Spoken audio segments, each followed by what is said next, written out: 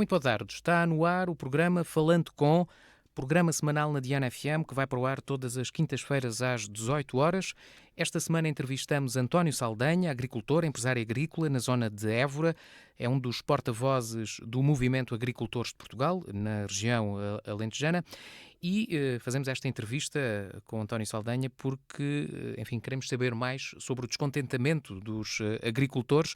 Há 15 dias que os agricultores se manifestam, há 15 dias houve um bloqueio da fronteira do Caio em Elvas, desde então há protestos, ainda hoje na Zona Oeste e aqui em Mourão. Mas eu começava por lhe agradecer mais uma vez o facto de ter aceitado o convite para esta conversa de final de tarde. Obrigado eu, Sérgio, obrigado à Rádio Diana. Porque é que os agricultores estão descontentes? Os agricultores estão descontentes porque sentem um abandono e um desrespeito pela sua atividade de há algum tempo para cá, nomeadamente desde o ano 2023, quando houve uma revisão da PEPAC, portanto do Plano de Estruturação da Política Agrícola Comum. Já nesse ano, ou seja, o ano passado, se começaram a sentir algumas desequilíbrios e algumas inconstâncias na preparação do próprio ano. Os calendários já não foram como eram em anos anteriores, que tinham andado certos. No ano passado para nós já foi difícil orçamentar, já foi difícil saber com aquilo que podíamos contar, e quando eu falo naquilo que podemos contar é sempre numa ótica de que a maioria da população não sabe e porque não é esclarecida, ou seja, quem de direito não esclarece a população. Ao contrário do que muita gente pensa, os agricultores não são subsídio-dependentes nem trabalham para receber subsídios.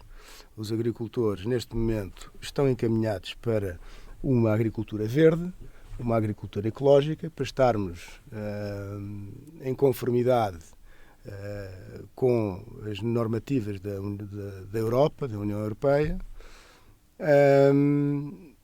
naquilo que são as políticas de regimes a toda a linha, o mais amigos do ambiente possível. O que é que acontece? Nós passámos de uma agricultura tradicional para uma agricultura em produção integrada e agora para uma agricultura biológica. Portanto, nós somos incentivados a produzir tanto frutas, legumes, como carne, como leite, etc., de uma forma biológica. Essa forma biológica impede-nos de utilizar certos e determinados fitofármacos, certos e determinados fármacos, e há quebras de produção. Portanto, isso implica quebras de produção, ou seja, deixamos de fazer uma agricultura, diria eu, entre aspas, mais industrial, para fazer uma agricultura mais ecológica e, basicamente, isto é como os carros com autonomia, os carros com a eletricidade e os carros a gasóleo ou a gasolina. Os carros que funcionam a gasóleo ou a gasolina têm uma autonomia maior. Os carros que funcionam a eletricidade têm uma autonomia mais curta. Portanto, as coisas ainda não estão ajustadas para que possam ser suficientes e que possam preencher as necessidades de todos. E por isso há estas ajudas. Por isso há estas ajudas, ou seja, isto são ajudas às perdas de rendimento, ou seja, se eu produzia Mas também os custos de produção também sobem, porque não utilizando certos fertilizantes. Com certeza, os custos de produção sobem e sobem bastante. E depois, porque inclusivamente, tanto fertilizantes como rações para animais, como sementes, tudo isso passa depois por uma burocratização e por processos de certificação e tem que ter um nível de qualidade que encarece os fatores de produção. Ok? Muito bem. Estava-lhe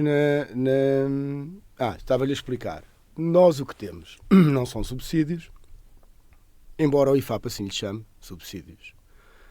Nós não temos subsídios, nós temos ajudas à quebra de produção. Portanto, porque se eu o ano passado produzia 100, ou há 2 anos produzia 100, eu agora produzo 60. Mas eu produzo 60 unidades de qualquer coisa porque fui motivado e incentivado para isso e porque fiz um contrato com o governo português. Estou a falar no meu caso pessoal, mas isto é geral.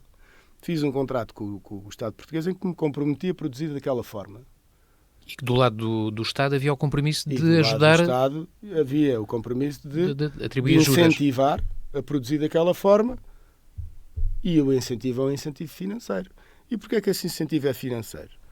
Porque se eu produzir dessa forma sem ter uma compensação, não posso produzir. Tenho que voltar à forma original.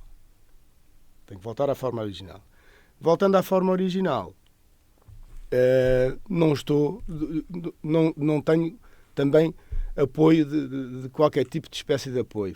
Voltando à forma original, neste momento há um desinvestimento da forma da agricultura tradicional.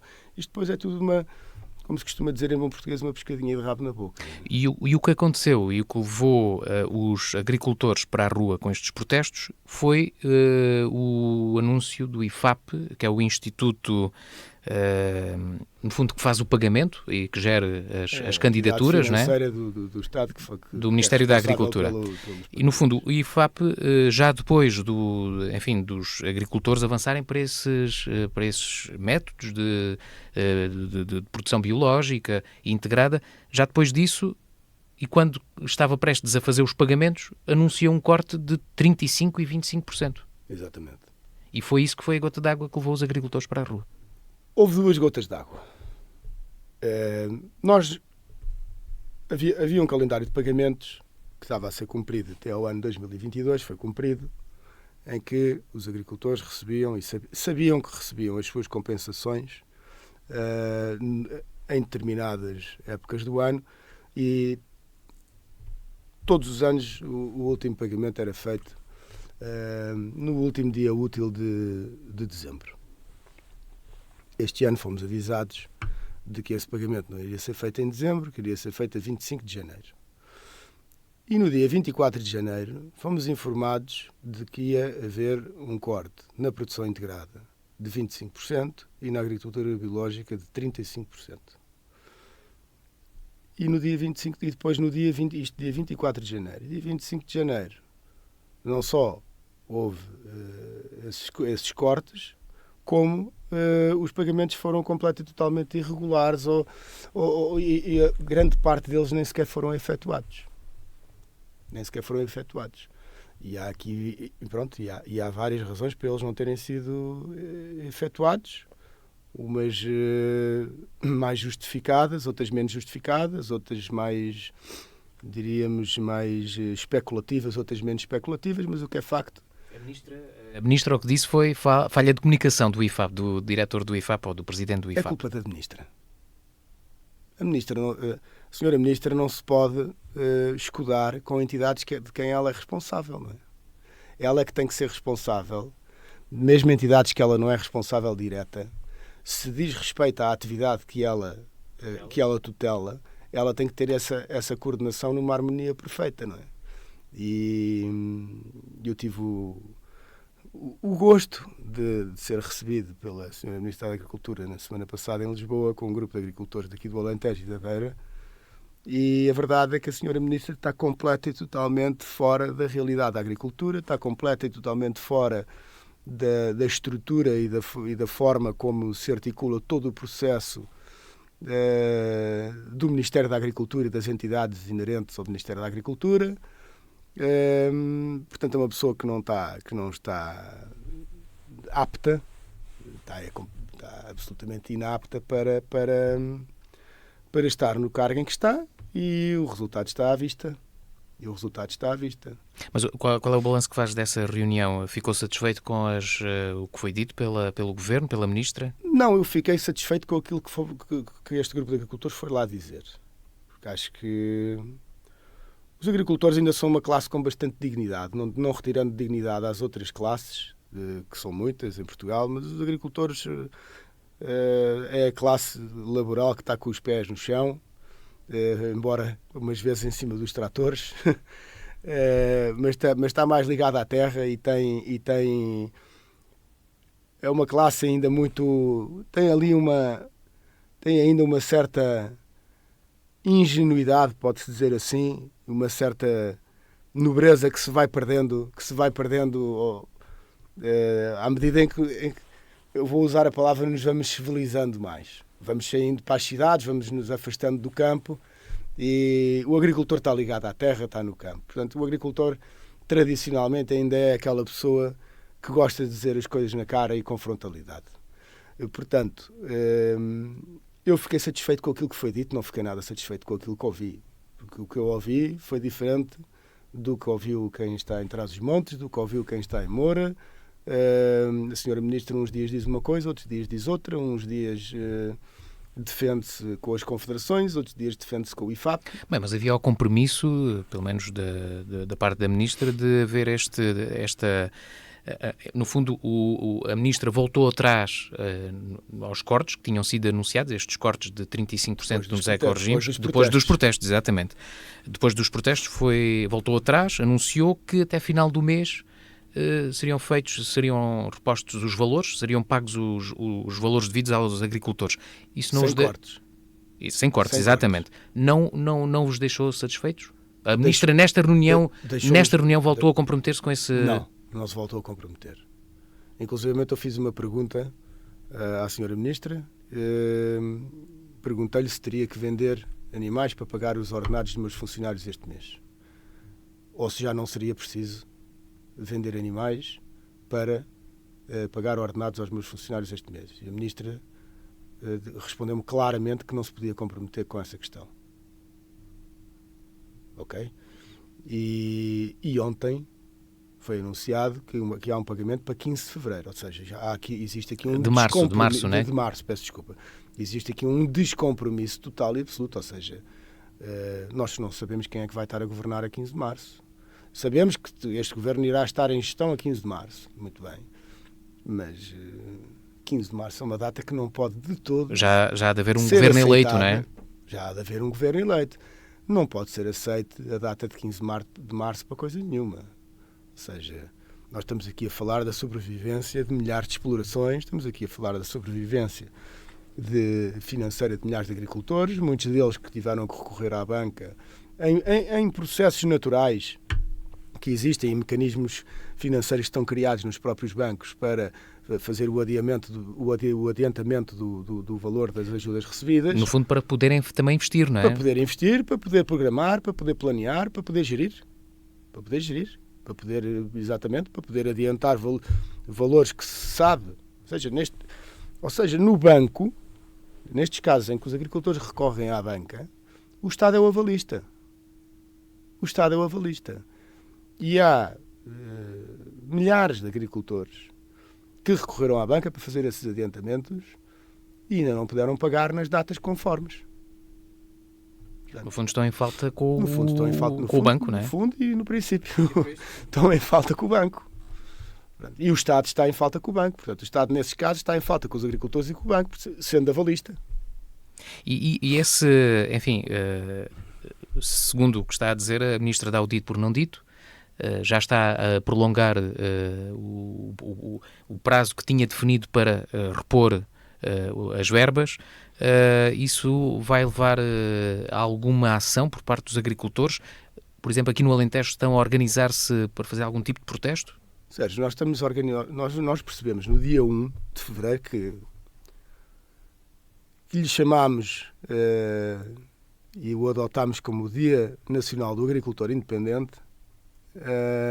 Nós percebemos que juntos somos uma classe muito, muito forte. E este movimento do dia 1 de fevereiro nasceu de forma espontânea porque vimos nos abraços com um problema comum e a verdade é que temos muitos problemas comuns e temos uma atividade comum. Portanto, cada região, cada zona com a sua atividade mais própria, mais característica da sua zona, mas lá está, estamos todos ligados à terra e temos todos atividade com a terra. Portanto, os problemas acabam por ser... Há muitos problemas comuns, embora exista muita diversidade no território nacional, que embora seja um território pequeno, É um território muito Outro dos diverso. problemas é o gasóleo agrícola, né? Esse é... Outro dos problemas é o abrange-te- gasóleo em geral. Exato, O mas gasóleo em geral, porque houve uma descida de preço do gasóleo agrícola, mas nesse dia os combustíveis subiram, portanto o gasóleo agrícola subiu menos, mas subiu à mesma. Ou seja, não baixou. Ele baixou. Nós é que não sentimos. pronto, pelo menos essa promessa foi cumprida por parte do Governo, né? Essa foi. Bom, mas o que eu lhe estava a Uma descida perguntar muito era se no dia... o que eu lhe estava a perguntar é se no dia 29 de fevereiro, se não houver esse... Até o dia 29 de fevereiro, se não houver esse pagamento, no dia 1 de março vão voltar às ruas? No dia 1 de março vamos estar articulados para nos mover. Sim. Portanto, estão-se a organizar para voltar aos protestos. Nós ficámos organizados. Nós ficámos naturalmente organizados. E, portanto, pode calcular que de há 15 dias para cá nada aconteceu. De há 15 dias para cá nada aconteceu. Portanto, nós temos vindo a ganhar cada vez mais estrutura. Ou seja, se no dia 1 de março aconteceu o que aconteceu sem termos estrutura nenhuma, ou seja, de um movimento espontâneo, preparado com 72 horas, em 15 dias preparámos-nos mais, não é? Temos-nos vindo a preparar, temos tido reuniões interregionais, temos tido reuniões regionais, presenciais, a maior parte delas. Portanto, estamos mais estruturados, com certeza. Não se sentem apoiados pelas confederações, a CAP, a CNA e a Confagri? Não, sentimos que estamos a apoiar as confederações, que é completamente diferente e devia ser ao contrário. As confederações estão a vir atrás daquilo que nós fizemos.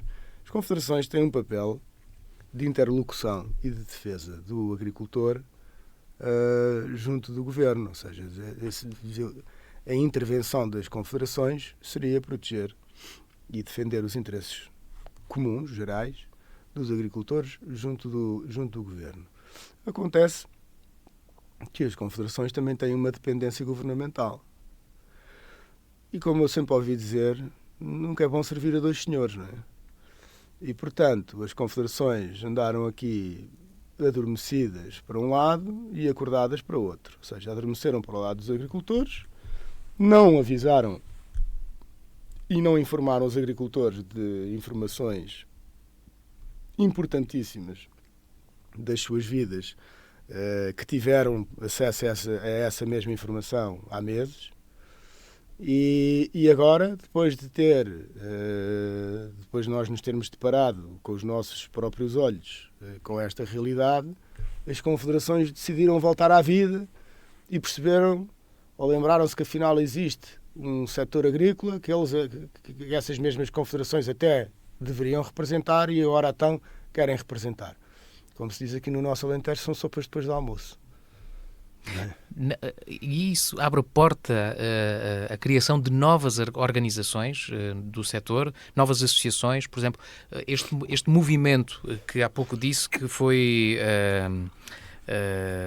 espontâneo. Este movimento pode-se transformar numa associação ou numa nova organização dos agricultores, uma vez que diz que, enfim, vai dar algumas críticas às outras, às confederações, às outras organizações? Sem dúvida que sim. Uma frase que já disse várias vezes e que já ouvi várias vezes e que já foi dita várias vezes em vários encontros é que depois do dia 1 de fevereiro nada vai ser igual.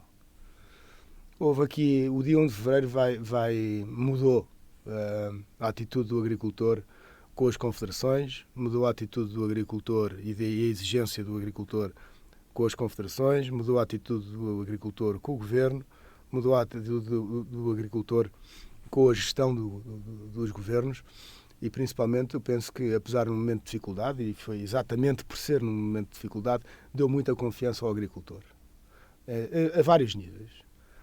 Os agricultores perceberam que não estão sozinhos porque temos-nos uns aos outros, percebemos que temos uma capacidade de organização extraordinária, percebemos que temos força, muita força, porque é completamente diferente uma manifestação de agricultores com milhares de tratores do que uma manifestação de enfermeiros ou de médicos ou de professores, não é? Isso conseguimos perceber a diferença da dimensão de uma para outra. Portanto, os meios que os agricultores dispõem são meios que eu penso que são dissuasores de erros. São dissuasores de erros. Não estou aqui a falar de atitudes que não sejam pacíficas, mas são atitudes mais incómodas. Portanto, ter a capacidade de bloquear autoestradas e fronteiras é uma atitude que provoca mais incómodo e mais impacto, não é? Não é só um manifesto com megafones por uma avenida de Lisboa ou algo semelhante a isso, não é? Mas, por exemplo, no bloqueio da fronteira do Caia, em Elvas, onde estivemos lá os dois nesse dia, eu notei que houve alguns agricultores que não concordaram com a desmobilização. Até sei que alguns agricultores que estiveram no Caia depois mudaram-se para Vila Verde de Ficalho, para continuar o protesto. Ainda bem que faz essa questão e que põe essa questão em cima da mesa, Sérgio, porque foi assim. Como todos os movimentos que surgem, mesmo o mais preparado nunca é perfeito. E este foi pouco preparado. Este nosso movimento, na minha opinião, não podia ter sido mais exitoso. Correu melhor, seria impossível. Portanto, de uma forma perfeitamente civilizada, de uma forma perfeitamente harmonizada, de uma forma pacífica e que, até prova em contrário, surtiu o efeito que nós desejávamos de forma pacífica. Portanto, que era exatamente o não corte dos valores em dívida e o pagamento imediato dos valores em dívidas. Quando dizemos imediato, dizemos até ao final deste mês. O que é que aconteceu? No final, houve alguma falta de comunicação, não por falta de tentativa, mas houve uma falha de comunicação na desmobilização. Ou seja, nem foi bem de comunicação, foi de articulação. Os vários bloqueios, nós acabámos por nos desarticular um bocadinho uns dos outros e depois cada zona acabou por ficar. Lá está, depois mas isso é uma consequência de vários porta-vozes, não é? Exatamente. É a consequência de uma organização preparada com 72 horas. Nós reagimos muito depressa, que foi muito positivo, reagimos bem, mas obviamente a pressa é inimiga da perfeição, lá está, não foi perfeito. Foi muito efetivo, mas não foi perfeito. Mas lá está, isto houve zonas do país que não foram desmobilizadas à mesma hora, houve zonas do país que não foram desmobilizadas sequer no mesmo dia, mas nós continuamos desde esse dia, por todo o país, com manifestações, com bloqueios, com marchas lentas. Portanto, isto despoltou aqui uma cadeia de intervenção dentro do setor por todo o país. Que ainda se mantém até hoje, não é? Que ainda se mantém até hoje. Deixe-me voltar um bocadinho atrás ainda sobre estas ajudas. Eu gostava que, já percebemos que o corte que foi anunciado, entretanto o Governo voltou atrás, mas o corte que foi anunciado prejudicaria muito os agricultores. E que consequências é que isso teria, enfim, para os consumidores? Bom, em primeiro lugar, as consequências para os consumidores significa que sem as ajudas os agricultores vão ter que produzir a um valor bastante superior. Ou seja, produzir quer dizer vender a um valor bastante superior, não é? Deixe-me só interromper, só para lhe dizer. No outro dia ouvi uma pessoa ligada à agricultura dizer que este tipo de ajudas funciona como uma comparticipação que o Estado faz de certos medicamentos. Em que a pessoa vai à farmácia, compra um medicamento, vai à farmácia e compra um medicamento que custa 10 euros, mas só paga 2, porque o Estado comparticipa com os outros 8. Pode, porque o beneficiado, o principal beneficiado é o consumidor. Se eu posso produzir por um valor de 1, se eu posso produzir pelo valor de 1, porque sou apoiado pelo meu governo a poder produzir pelo valor de 1. Se o meu governo me deixa de apoiar, eu vou ter que produzir por 2. E a partir do momento em que eu passo a produzir por 2, você, como consumidor, já vai comprar por 4. Porque agora está a comprar por 2. Portanto, isto é exponencial, não é? Ou seja, a consequência era as pessoas A viam consequência é o quando cabaz vão, quando iam... alimentar ficar muito menos diversificado e muito mais caro. Ou seja, se as pessoas neste momento vão fazer uma compra de 25 euros ao supermercado, essa compra passará para 40 ou 50. É isso, esta é a finalidade das ajudas à produção. Ou seja, a produção é estimulada para quê? Para estimular o consumo. Ou para manter o consumo equilibrado. E acessível, não é? Equilibrado, acessível, exatamente. Estamos na reta final desta conversa, mas ainda gostava de lhe perguntar como é que tem visto os protestos. Há protestos de agricultores começaram, não tenho bem a certeza se começaram em França, mas foi um dos primeiros sítios onde se realizaram protestos, por outros motivos, não é? Motivos mais relacionados com a burocracia. França e Espanha já estão... França, vamos nos concentrar agora em França, já estão mais adiantados do que nós. Nós ainda não estamos só, e digo só, entre aspas também, a queixar e preocupados, extremamente preocupados com a questão dos não pagamentos e dos cortes. Os franceses estão um bocadinho mais à frente. Os franceses estão a competir com os mercados da Mercosul, estão a competir com o mercado externo à União Europeia. Portanto, se os franceses têm limitações à produção e têm condicionantes à produção em regime biológico, imposta pela União Europeia e imposta pelos seus governos, contratualizada com os seus governos e com a União Europeia, têm que produzir dentro de uma baliza ecológica, não é? Mas depois esses produtos não são suficientes para alimentar a população francesa e têm que ser importados produtos de fora da União Europeia sem qualquer tipo de controle. Ok? E mais baratos para o consumidor? Alguns deles mais baratos para o consumidor, sim. Países que têm produções maiores e produções a mais escala, e lá está, não são ecológicos, não são biológicos, é uma produção feita com a ajuda de tudo aquilo que com outro tipo de ajudas, não é com as ajudas do Estado, é com a ajuda dos químicos e com a ajuda de tudo aquilo que não é ambiental. Portanto, e como é que isto, chamada agricultura industrial. Como é que isto se resolve? A política agrícola comum volta atrás? Eu acho que temos que voltar à gênese. Temos que voltar. Eu não acho nada que... Ou acha que deve haver limitação da importação? Acho que deve haver uma revisão grande na PEPAC. Nesta PEPAC. Acho que deve haver uma reestruturação daquilo que é o essencial na vida, em todos os setores de atividade e na vida de cada um, que é o equilíbrio. Quando nós perdemos o equilíbrio, perdemos a razão de estar, a razão de ser, começamos a cometer falhas. Quanto mais próximos estivermos do equilíbrio, melhor funcionamos enquanto sociedade, enquanto agricultor, seja que classe for, tem que estar equilibrada. Portanto, nós não podemos partir de uma produção em que praticamente tudo era permitido para sermos incentivados de repente a desmobilizar, usando essa palavra que agora no nosso setor está muito na moda, desmobilizar um determinado tipo de atividade agrícola para passar para uma agricultura verde, em que a produção é escassa. Depois tivemos um produto, lá está, porque estamos sempre condicionados também ao clima, não é? Esta agricultura é como uma fábrica sem telhado. Já não obstante essa dificuldade, ainda temos mais quebras de produção, e isso é comum a nós, é comum aos franceses, é comum aos espanhóis, é comum a todos. E depois ainda temos que lutar contra os mercados externos.